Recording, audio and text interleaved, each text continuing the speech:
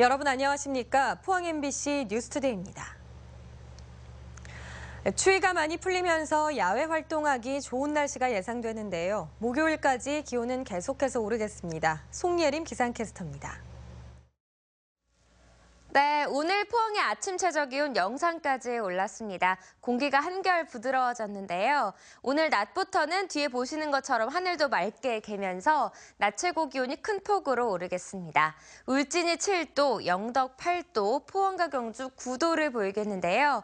큰 일교차에만 주의하신다면 오늘 활동하기 무난하겠습니다.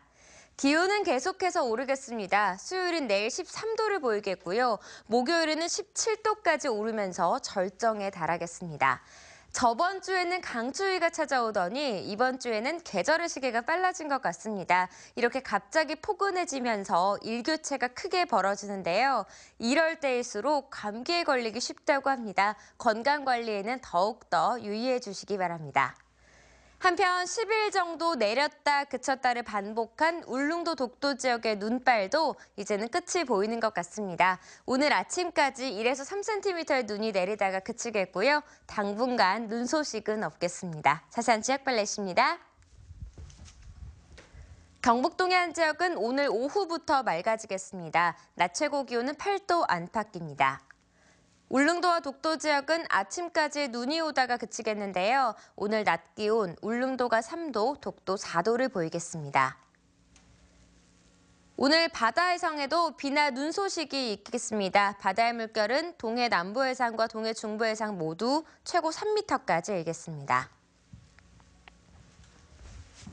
당분간 대체로 맑은 날이 이어지겠고요. 기온이 계속 오르다가 금요일에 오전에 비가 내리면서 잠시 주춤하겠습니다. 날씨였습니다.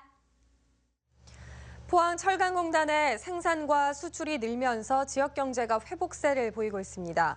하지만 미국 등 각국의 보호무역주의 강화로 어려움은 예상되고 있습니다. 임재국 기자가 보도합니다. 지난해 하반기부터 철강제 생산과 수출입이 나아지고 있습니다. 지난해 12월 기준 포항철강공단의 전체 생산액은 1조 82억 원, 지난 2015년 같은 기간에 비해 3.7% 늘었습니다. 지난 2014년부터 하락세를 보였던 생산이 지난해 10월부터 상승하면서 25개월 만에 증가세로 전환된 것입니다. 생산이 늘면서 경북 동해안 지역의 수출도 6.1% 증가했고 수입은 무려 36.6% 늘었습니다. 성장세가 크지 않지만 지역 경제가 회복기에 접어든 것으로 보입니다. 지금 현재 플러스 돌아섰다 그래가지고 완전히 회복된다 이렇게는 장담을 할 수는 없을 것 같고 당분간 좀 그 선에서 보합세로 조금 횡보하는 그런 시기를 좀 보내다가 서서 회복하지 않겠나 그렇게 보고 있습니다. 철강 경기와 달리 지역의 관광 서비스업은 위축됐고 소비는 감소했습니다. 지역 경제계에선 미국 등 세계 각국의 보호무역주의 강화에 따른 수출 차질을 우려하고 있습니다. 최근 철강 경기가 생산과 수출의 증가세로 회복 조짐을 보이고 있으나 미국 트럼프 행정부의 자국산 송유관 사용 의무화 등 보호무역주의 강화로 유정용 강관 등 철강제 수출은 어려울 것으로 전망됩니다. 지난해 하반기부터 철강 경기가 조금씩 되살아나면서 새해 들어 지역 경기 회복에 대한 기대감이 커지고 있습니다. MBC 뉴스 임재욱입니다. 포스코가 2차 전지 양극재 생산을 확대하기 위해 오는 2020년까지 3천억 원을 추가로 투자하기로 했습니다. 권호준 포스코 회장은 최근 2차 전지의 필수 소재인 양극재를 생산하는 구미의 포스코 ESM을 방문해 이 같은 투자 방침을 밝혔습니다. 포스코 ESM은 지난 2012년 포스코가 75.32%의 지분을 확보해 설립했고 2차 전지 양극재와 음극재를 생산하고 있으며 세계 2차 전지 시장 규모는 오는 2020년 442억 달러까지 성장할 것으로 예상되고 있습니다. 공정거래위원회는 하도급 대금과 지연이자를 지급하지 않는 포스코 ICT에 대해 14억 8,900만 원의 과징금을 부과하기로 결정했습니다. 포스코 ICT는 브라질 제철소 공사에서 세계 수급 사업자와 제조 위탁 계약을 하면서 하자 담보와 손해배상 책임을 떠넘기는 특약을 설정해 하도급 대금을 주지 않거나 뒤늦게 지급한 것으로 드러났습니다. 또 하도급 대금을 최저가 입찰 금액보다도 낮게 결정한 것과 관련해 입찰과 낙찰 금액의 차액인 6억 3천여만 원의 지급 명령도 부과했습니다. 포항시와 경주시민의 젖줄인 형산강의 발원지가 어디냐를 두고 혼란이 빚어지고 있습니다. 울산 백운산이냐, 영천시와 경계인 경주 인내산이냐인데 어디가 발원지고 또 왜 혼란이 일어나는지 김철승 기자가 취재했습니다. 형산강 발원지로 많이 알려진 울산 백운산.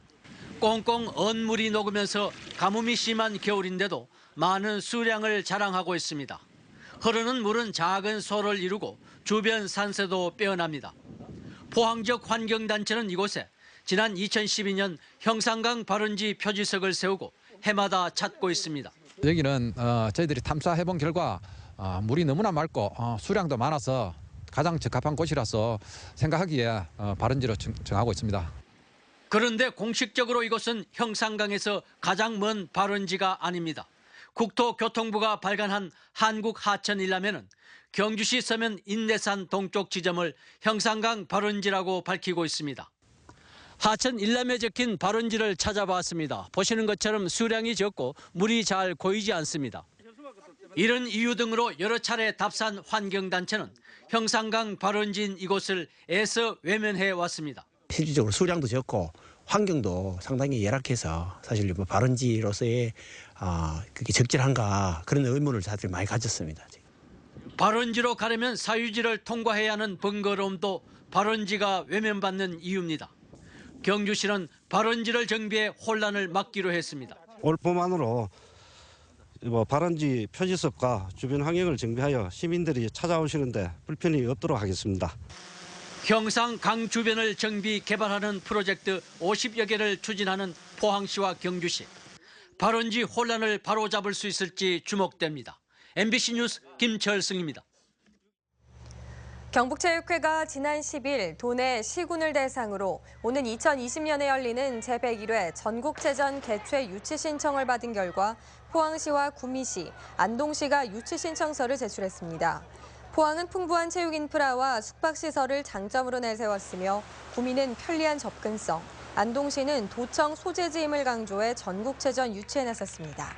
오는 2020년 전국체전은 당초 부산에서 열릴 예정이었지만 부산시가 대회 개최를 포기함에 따라 대한체육회는 오늘 3월 3일까지 대회 유치 신청서를 접수하고 있습니다. 구제역 확진 판정을 받은 충북 보은농장에 들른 사료차가 상주에 있는 한 농장을 다녀간 것으로 드러나 차단 방역에 비상이 걸렸습니다. 경상북도는 상주시 화남면의 한 농장에 충북 보은 구제역 발생 농장을 방문한 사료차가 지난 8일 방문한 사실을 확인하고 해당 농장에 대한 출입 통제와 한우 32마리 이동을 제한했습니다. 경상북도는 해당 농장 한우를 관찰한 결과 현재까지 특이사항은 없고 백신 접종도 마친 상황이라고 설명했습니다. 조류 독감에 이어 구제역의 영향으로 곳곳마다 방역 활동이 이어지면서 농촌은 비상이 걸렸습니다. 청도 소싸움장 운영도 차질을 빚고 있고 지역 가축시장도 잠정적으로 문을 닫으면서 피해가 우려됩니다. 권윤수 기자가 보도합니다. 주말마다 소싸움 대회가 펼쳐지는 청도 소싸움 경기장입니다. 경기장 입구에서부터 우사동까지 소독이 한창입니다. 일주일에 한 차례 하던 소독은 날마다 이어지고 있고 평일 이루어지는 싸움소 훈련은 중단됐습니다. 구제역이 발생한 지역의 싸움소 출전은 이미 정지됐고 그 외 지역에서 오는 싸움소에는 방역 확인서를 첨부하도록 했습니다.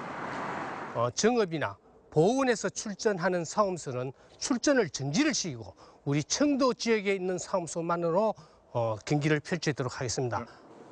경북 지역에 구제역이 발생하면 소싸움 경기 중단도 검토하고 있습니다. 구제역 확산을 우려해 이달 말까지 가축 시장이 잠정 문을 닫아 축산 농가에도 비상이 걸렸습니다.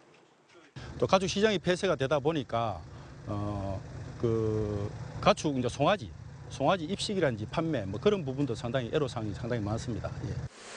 한 해 예산을 결산하고 이사와 감사직을 선출해야 하는 농협 지역조합 총회도 일부 지역에서는 연기됐습니다. 조류 독감에 이어 구제역까지 겹치면서 농촌 지역의 시름도 커지고 있습니다. MBC 뉴스 권윤수입니다. 새누리당 강석호 의원은 65세 이상의 국민이 자동차 운전면허를 자진 반납하면 국가나 지자체가 교통비를 지원하도록 하는 도로교통법 일부 개정 법률안을 대표 발의했습니다. 이번 도로교통법 일부 개정 법률안이 통과될 경우 운전면허 자진 반납 제도에 대한 법적 근거가 마련돼 고령의 운전자에게는 버스나 택시비 지원이 가능하게 됩니다. 강 의원에 따르면 우리나라가 고령화 사회로 진입하면서 65세 이상 운전자의 교통사고 발생이 2011년 13,000여 건에서 2015년 23,000여 건으로 급증했습니다. 해양수산부는 어선의 거래 투명화를 위해 어선중개업 등록제도 신설 등의 내용을 포함한 어선법 하위법령 일부 개정안을 입법 예고했습니다. 해수부에 따르면 어선 거래는 대부분 지역 단위에서 지인 간 이뤄져 자격 제한이 없고 누구나 중개업에 종사할 수 있어 가격 왜곡이 심하고 거래 투명성을 담보하기 어렵다는 지적이 꾸준히 제기됐습니다. 이에 따라 개정안에는 부동산 거래처럼 어선도 전문 중개업자가 하도록 어선 중개업 등록제를 도입해 오는 6월부터는 등록 전 반드시 건축물 대장에 기재된 중개사무소를 미리 확보하도록 규정하고 공개된 장소에서 거래해야 합니다. 벼농사를 짓는 농민들한테 주는 보조금 중 하나인 변동직불금 올해 금액이 확정됐는데 사상 최고를 기록했습니다. 얼핏 들으면 농민들한테 좋은 거 아니냐 싶겠지만 그만큼 쌀값이 떨어졌다는 반증이어서 대책이 필요합니다. 정동원 기자입니다. 농민이 벼농사를 지으면 쌀값과 함께 보조금을 받습니다. 우선 2016년산 수확기 산지 쌀값, 즉 공공비축미 매입 가격은 80kg에 12만 9,711원으로 확정됐습니다. 작년 10월부터 1월까지 넉 달간 쌀값의 평균인데 30년 전 쌀값 수준으로 떨어졌습니다. 다음으로 보조금, 벼 재배 농가의 소득을 보전해주자는 취지로 고정직불금과 변동직불금으로 나뉩니다. 고정직불금은 논농사를 지은 실경작자에게 지급되며 헥타르당 100만 원, 80kg으로는 15,873원으로 정해져 있습니다. 변동직불금은 고정직불금 대상 농지 중 벼농사를 지은 농가에 지급됩니다. 정부가 정한 쌀 목표 가격에 고정직불금을 받아도 산지 쌀값이 미달할 경우 그 차이를 일정 비율까지 지원해 줍니다. 즉, 쌀값이 오르면 금액이 작고 쌀값이 내리면 금액이 커지는 구조입니다. 올해 변동직불금은 80kg에 33,077원으로 산출돼서 이 같은 쌀소득 보전직불제가 시행된 2005년 이후 사상 최고를 기록했습니다. 쌀값이 좋았던 2012-13년엔 변동직불금이 0원이었던 점을 감안하면 쌀값이 얼마나 떨어졌는지 알 수 있습니다. 두 보조금에 더해 경북에서는 80kg에 4,761원의 특별지원금이 도비와 시군비로 지급됩니다. 하지만 사상 최고의 변동직불금을 받는 올해 벼 재배 농가에 주어지는 전체 수익은 80kg당 18만 3,422원으로 매년 떨어지고 있습니다. MBC 뉴스 정동원입니다. 포항시는 하루 4시간 일할 여성 500명을 모집해 사회복지시설 등에 배치하기로 했습니다. 포항시는 1957년 1월 1일 이후 출생 여성을 대상으로 오는 20일부터 22일까지 3일간 포항시청 여성출산보육과에서 방문 접수를 받고 3자녀 이상 출산 여성 100명은 우선 선발하기로 했습니다. 포항시는 서류 심사 등을 거쳐 다음 달 6일부터 5개월간 시급 6,470원에 하루 4시간 관내 사회복지시설과 어린이집, 지역 아동센터 등에서 급식 보조와 위생관리, 정리 보조 업무 등을 하도록 할 계획입니다. 경주시 시설관리공단이 오는 5월 출범을 앞두고 정규 직원을 공개 채용합니다. 채용 부문은 사무직과 기술직 등 33명으로 원서는 오는 20일부터 3월 1일까지 접수하며 서류 전형과 필기시험 등을 통해 선발합니다. 한편 공단 측은 지역 인재 채용 차원에서 신규 사무직 6급과 업무직의 거주지는 091 전일 경주 지역으로 한정했습니다. 낙동강을 비롯한 4대 강의 심각한 녹조 현상을 해결하기 위해 결국 정부가 상시로 대량 방류를 하기로 결정했습니다. 환경단체들은 정부가 잘못을 시인한 것이라면서 보해체를 거듭 요구하고 있습니다. 보도에 신병철 기자입니다. 낙동강을 가로지르는 거대한 보, 물의 흐름을 막아 이른바 녹조라떼라는 말로 대변되는 녹조 현상의 주요 원인으로 꼽히고 있습니다. 정부는 녹조 현상은 여름철 고온 때문이라면서 보와의 관련성을 부인해왔지만 결국 두 손을 들고 말았습니다. 그동안 녹조가 심한 6월과 7월에 일시적으로 수문을 열어 방류하는 펄스 방류에서 올해 4월부터는 연중 상시 방류로 태도를 바꾼 겁니다. 보관리 수위도 주변 지하수 관정에서 물을 퍼올리는데 지장을 주지 않는 지하수 제약 수위까지 낮추기로 했습니다. 이에 따라 4대강 보수위가 1에서 4.2m까지 낮아지게 됩니다. 3월부터 시범 운영되는 낙동강 달성보는 관리 수위가 13.7m에서 11.6m로 내려갑니다.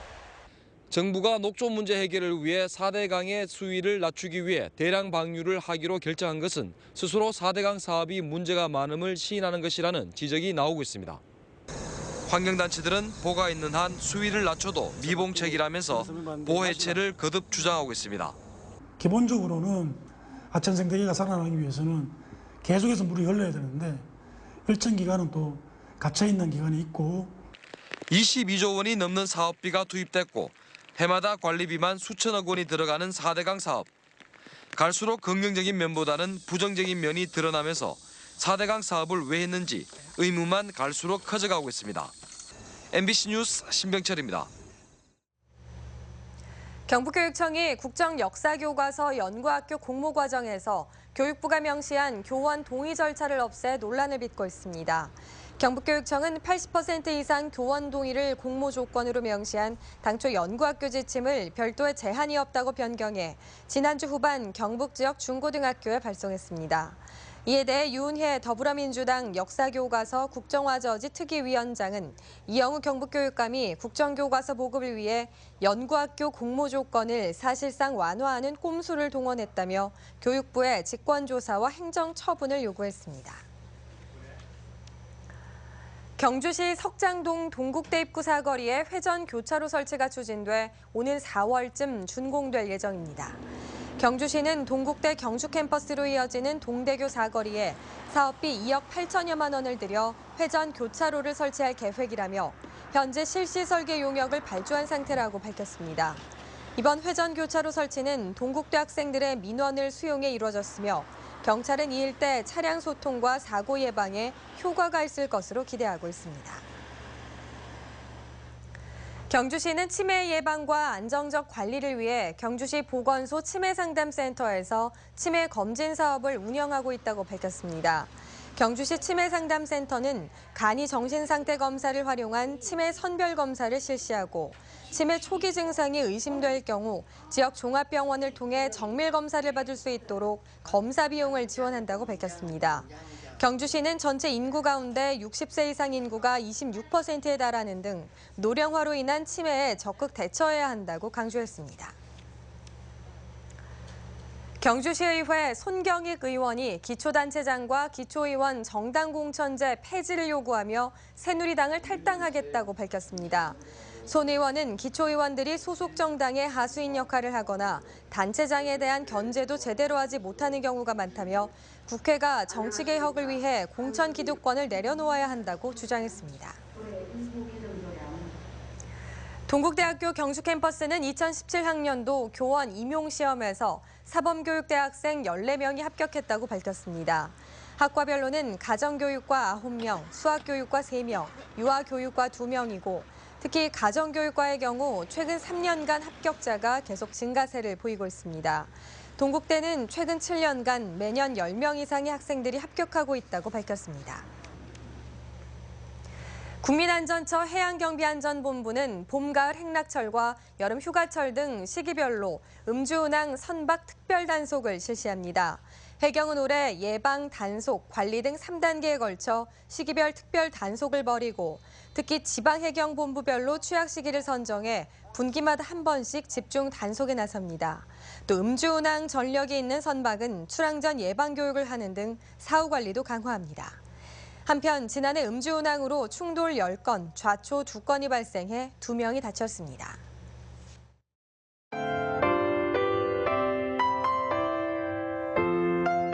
네, 오늘 포항의 아침 최저 기온 영상까지 올랐습니다. 공기가 한결 부드러워졌는데요. 오늘 낮부터는 뒤에 보시는 것처럼 하늘도 맑게 개면서 낮 최고 기온이 큰 폭으로 오르겠습니다. 울진이 7도, 영덕 8도, 포항과 경주 9도를 보이겠는데요. 큰 일교차에만 주의하신다면 오늘 활동하기 무난하겠습니다. 기온은 계속해서 오르겠습니다. 수요일은 내일 13도를 보이겠고요. 목요일에는 17도까지 오르면서 절정에 달하겠습니다. 저번 주에는 강추위가 찾아오더니 이번 주에는 계절의 시계가 빨라진 것 같습니다. 이렇게 갑자기 포근해지면서 일교차가 크게 벌어지는데요. 이럴 때일수록 감기에 걸리기 쉽다고 합니다. 건강관리에는 더욱더 유의해 주시기 바랍니다.